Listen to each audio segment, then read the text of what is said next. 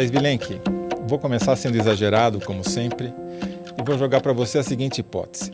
Essa eleição de 2024, se não for revolucionária, é no mínimo disruptiva, para usar uma palavra que você gosta e eu abomino. Por quê?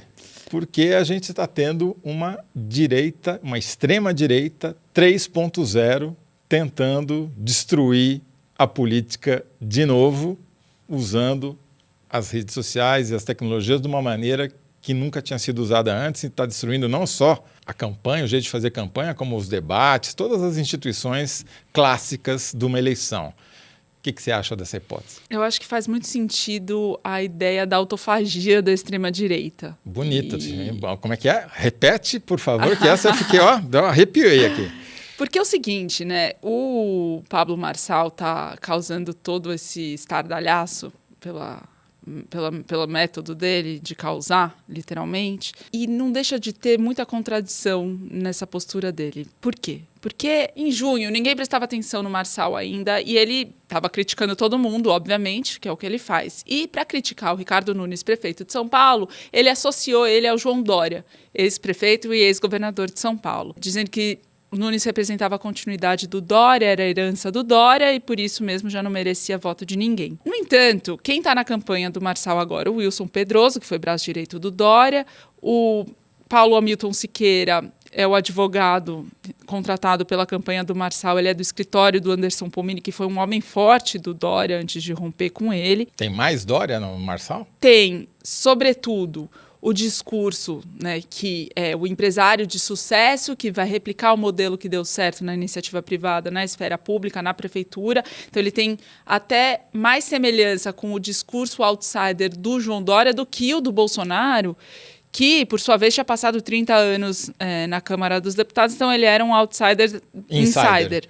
Só uma observação aí, você me deu agora um insight, que é uma coisa rara, então eu tenho que aproveitar. Tá, por favor. Disparou uma sinapse aqui, então vamos aproveitar que ainda durante a crise no Rio Grande do Sul, foi quando eu, pelo menos, ouvi pela primeira vez o Marçal esse ano aparecer com estardalhaço nas redes, justamente com esse discurso que você falou, que era mostrando como ele, na iniciativa privada, estava sendo muito mais eficiente para levar ajuda às vítimas gaúchas do que o Estado brasileiro. Exato, essa é a tônica dele. Tem outra semelhança com o João Dória, que é o Felipe Sabará, que era secretário de Assistência Social do Dória, depois presidente do Fundo Social no governo, que quem revelou ao mundo foi o João Dória, com o escândalo da farinata nas merendas escolares. O Felipe Sabará agora se autodeclara marqueteiro do Pablo Marçal, seja lá o que isso significa. O fato é que ele está na campanha e fala por ela, e chamou a Tabata Amaral de Adélia Bispo de Harvard. Por quê? Aí que está o nosso ponto. Adélio Bispo foi o homem que deu a facada no Bolsonaro. A facada no Bolsonaro é o que o elegeu nesse raciocínio do Felipe Sabará. E a Tabata Amaral... Porque a Tabata pediu a suspensão das contas. Foi quem entrou com a ação que tirou as contas do Marçal nas redes sociais do ar. E o que a campanha está dizendo que vai elegê-lo. Porque, para o Marçal, quanto pior, melhor. Quer dizer, quanto mais vítima do sistema ele puder dizer que quanto mais ataques ele sofrer, quanto mais gente se voltar contra ele, mais forte fica esse lugar que ele quer ocupar, daquele que vem de fora para representar o povo. Thaís, eu acho que tem uma sacada muito especialmente interessante e inteligente nisso que você está falando, porque, se eu entendi bem, e eu acho que faz todo sentido, o Marçal, para crescer, tem que brigar para cima, né? Ele tem que achar um adversário que seja mais conhecido do que ele. Começou fazendo isso com o governo federal na crise no Rio Grande do Sul, depois brigou com a imprensa, você está contando agora, usou o Dória para atacar o prefeito, usou a Tabata para tentar subir em cima dela. Quer dizer, ele vai subindo, pisando na cabeça dos adversários e fagocitando, né? Como aquela ameba que vai englobando para crescer. E você acha que parou aí? Não. Pelo visto, ele está fagocitando o bolsonarismo, né? Exato, ele já chegou lá, né? E chegou muito rápido, o que é bastante surpreendente. Acho que essa questão a gente também pode discutir. Pô, você me deu segunda sinapse do dia. Eu estou me sentindo até inteligente hoje. Fala, Toledo. Não, porque, de fato, ele subiu talvez rápido demais até, né? porque deu tempo, a facada aconteceu muito perto do primeiro turno. Foi 6 de setembro, é como se ele começasse a aparecer semana que vem. Só que o Bolsonaro foi para o estaleiro, foi para o hospital, ficou fora da campanha um tempão e criou também um buffer que era difícil você criticar um cara que estava hospitalizado, tinha sofrido um atentado. O Marçal ou vai ter que achar um subterfúgio parecido ou vai ficar exposto a mais críticas durante mais tempo. Eu acho que tem uma complexidade aí, porque o que eu apurei na campanha do Marçal essa semana é o seguinte, quando ele... enfim, lá atrás começou, não era político ainda não, pelo menos não estava dado como candidato, ele monetizava nas redes sociais dele, né, essa coisa dos cortes e tal, conteúdo positivo. Então ele pedia para replicarem, que ele pagaria quem replicasse mais, conteúdo bom para ele. Ele percebeu que as gaguejadas, os erros, as atrapalhadas, o conteúdo mais zoado dele nas redes sociais engajavam muito mais. E aí ele falou, pô, então melhor. Mudou a estratégia e começou a monetizar tudo. Literalmente, quanto pior, melhor. Quanto pior, melhor, literalmente. Então, para ele, o que a campanha fala é que quanto mais baterem, melhor. Objetivamente, eles estão recorrendo da decisão da justiça de tirar as redes do ar. Tem todo um aspecto pro forma da campanha estrutural que continua de pé, mas no limite, para ele, é melhor assim. O que a campanha fala, né? Que a pessoa, sem querer se identificar, fala que o pessoal quer é essa bagunça. Ele cresce com a bagunça, com a zona. Então, ele joga com isso. Tem debate no domingo agora, da Gazeta e do My News, e a condição para os candidatos, para o Nunes, o Boulos e o Datena irem, sendo que não foram no anterior, era que as regras fossem claras e obedecidas, que é o quê? Não pode mostrar nenhum objeto, a carteira de trabalho, não pode fazer nada disso. A carteira de trabalho que ele mostrou exorcizando o Boulos. Tirou o Boulos do sério com essa postura. Ele não pode sair do lugar dele, tem que ficar paradinho ali, cumprindo suas formalidades. E se ele não cumprir nenhuma das regras, como é a regra dele é não cumprir regras? Aí as regras do debate são que ele recebe uma advertência e se reincidir, aí ele é convidado a se retirar do debate. Imagina o carnaval que ele vai fazer se ele for expulso do debate a receber cartão vermelho. É claro que ele vai para isso, né? Porque tudo que foi feito contra o Marçal até agora não deu certo. Eu tenho aqui Olha que chique, Thaís Bilenque. Eu tenho aqui um dashboard, chique. Né, que a Palver fez para mim, mostrando o desempenho comparativo do Marçal em várias plataformas, televisão, rádio, YouTube, TikTok, ex-Twitter, essa daqui eu vou ter que jogar fora, WhatsApp, Telegram, comparando ele não com os candidatos a prefeito, porque os outros, porque esse daí ele já superou faz tempo, mas comparando com o Bolsonaro e com o Lula, que até então eram inatingíveis em termos de repercussão em comparação a outros políticos brasileiros. Pois bem, ele começa a chegar perto do Lula e do Bolsonaro no primeiro debate, aí vem os debates subsequentes, ele continua atingindo picos ali, cada vez mais perto, aí vem a ação da Tabata, a decisão da justiça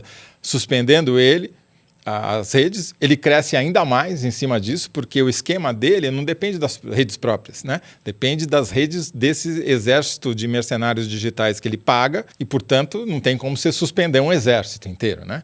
Só suspendendo a rede, mas, claro, ele está suspendendo uma rede só, o Alexandre de Moraes, não todas, né? Agora, o meu ponto aqui é o seguinte, não existe um antídoto conhecido para o Marçal até agora, porque faltar o debate não adiantou nada, suspender as redes não adiantou nada, e a gente vai discutir um pouquinho mais a estratégia da Tabata no A Hora e a Vez. Mas eu queria voltar ao teu ponto inicial, que eu acho muito importante, porque o Marçal é uma espécie de extrema-direita 3.0. Como você bem disse, fagocitou o Dória e agora está fagocitando o bolsonarismo, porque naquele bate-boca que nós antecipamos, diga-se de passagem, outro furo aqui do A Hora, na semana passada dele com o Eduardo Bolsonaro, o filho 03 do Bolsonaro, ele ganhou. Não só ganhou, como o Carlos Bolsonaro, o 02, o dito especialista em redes sociais da família Bolsonaro, mudou de opinião. Ele começou atacando o Marçal e essa semana declarou voto no Marçal e ainda coagiu o governador Tarcísio de Freitas a voltar atrás, se desdizer, porque o Tarcísio tinha dito numa entrevista que num segundo turno eventual entre Boulos e Marçal era melhor votar nulo, o Carlos foi lá e corrigiu ele e o Tarcísio se desdisse, para o UOL inclusive, né? Entrevista para o UOL, falando, não, me expressei mal, né? Claro que nessas condições é melhor votar contra a esquerda, até o Marçal. Quer dizer, o bolsonarismo está tendo que ceder ao Marçal. Eu conversei com um bolsonarista e eles estão realmente precisando gastar neurônio para saber como se colocar no... Se gastar demais, acaba. Porque é o seguinte, o Bolsonaro não pode deixar ele correr livremente, né? Não é o candidato dele, então ele precisa ter diferenças para não se deixar totalmente usado pelo Marçal. Agora, se ele bate demais e o Marçal ganha... Que é o que está acontecendo. Ele tem uma derrota maior do que só a derrota do Nunes, né? Sem dúvida nenhuma. Então ele precisa calibrar isso. E é muito difícil chegar num ponto ótimo, né? Mas se a gente pega aqui o gráfico comparativo Marçal, Lula e Bolsonaro, o Lula está um pouquinho na frente em algumas redes, mas o Marçal ganha do Bolsonaro especificamente no WhatsApp. Isso eu estou falando das últimas semanas, que pós-suspensão das redes dele. Ganha no Telegram, ganha no TikTok, perde nos blogs, perde no Reddit, que também é irrelevante, ganha na rádio, perde na televisão e ganha no YouTube. Quer dizer, é uma ameaça real, ele está fagocitando o bolsonarismo e crescendo em torno dele, o que nos leva a uma discussão. Será que ele é candidato a prefeito ou a presidente? Ele fala, né, que ele está de olho em Brasília, não esconde a nacionalização disso, que inclusive, mais uma vez, remete ao Dória, né? Porque o Dória, quando se lançou prefeito em 2016, já queria parar no meio para disputar a presidência, foi convencido aí até o fim, ganha no primeiro turno com aquela onda impressionante, derrotou o Haddad já no primeiro turno, primeira que era o prefeito vitória na época. De um candidato a prefeito em primeiro turno na história de São Paulo, desde que há 2 turnos. E aí, 2 anos depois, ele deixa a prefeitura para disputar. Um ano depois, para tentar disputar a presidência, recua de última hora, vai para o governo e aí já começa a curva a fazer... Graças aos javaporcos eleito governador, né? Exato. Mas tem uma curiosidade histórica aí, Thaís, porque o último prefeito de São Paulo que conseguiu se eleger presidente, que usou a prefeitura como trampolim e deu certo, foi o Jânio Quadros, que se elegeu em 1953. Depois foi se eleger presidente em 1961. Desde então, vários tentaram e não conseguiram. Mário Covas foi prefeito, se lançou a presidente anos depois, não se elegeu. Paulo Maluf foi prefeito, candidatou a presidente, não se elegeu. Posso dar outros exemplos aqui. O próprio Fernando Haddad foi prefeito, depois foi candidato contra o Bolsonaro, não se elegeu.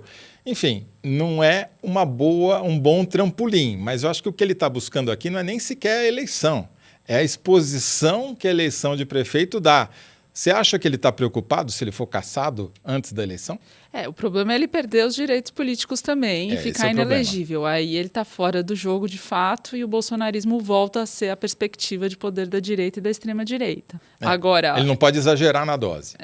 Eu acho que isso vai ser uma reação, e aí vai dar mais discurso para ele ainda, do sistema. Porque essa eleição, até aparecer o Marçal, para mim a marca dela seria a eleição da reeleição. A eleição em que quem já está no poder permanece lá com uma taxa de reeleição de prefeitos recorde. Por quê? Nesse novo sistema em que os parlamentares definem 23% das verbas eletivas do governo federal e mandam para onde querem, a chance de um prefeito se reeleger aumenta muito, porque ele tem um dinheiro para gastar que ele nunca teve. Em tese, é isso. É isso, né? Só que o Marçal veio para bagunçar essa prática, hipótese. A teoria é outra. E tem muita gente, eu estava conversando com um marqueteiro essa semana que me falou, ele está fazendo campanha em vários estados, né? Ele falou, todo mundo está falando para mim assim, que sorte que não tem um Marçal na minha cidade, né? E para não dizer que a gente só está falando da direita e da extrema-direita, a esquerda está com uma dificuldade evidente, pelo menos as pesquisas estão mostrando, no caso do Boulos,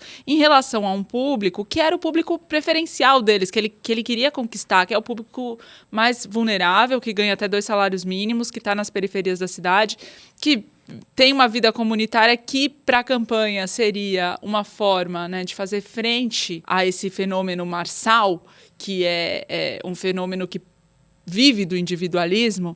E o Datafolha mostra que o Boulos não está conseguindo avançar sobre esse público, ao contrário do Marçal, que sim está, inclusive do evangélico. Tem uma zona toda acontecendo que, de novo, e aí para usar a sua palavra preferida, disruptiva, que é bagunçar os paradigmas, ou, para ser menos categórica, algumas crenças que estavam colocadas há várias eleições de como você conquista um eleitorado. Mais uma vez, essa eleição está mostrando que não vai ser tão fácil assim. Muito bem lembrado, porque o problema antes do Marçal para o Boulos era se tornar conhecido, saber que por esse eleitor da periferia, pobre, que é sempre quem elegeu os candidatos da esquerda em São Paulo, Luiz Erundina, Marta Suplicy, que aliás é vice do Boulos. O Haddad teve esse problema em 2012, ele demorou muito, só na reta final da campanha que ele chegou nesse eleitorado e acabou indo para o segundo turno e acabou ganhando a eleição. Só que agora não é um lugar, um terreno vago, né? Não é, exato, está bem ocupado. Exatamente, é um problema muito mais grave. Isso mesmo.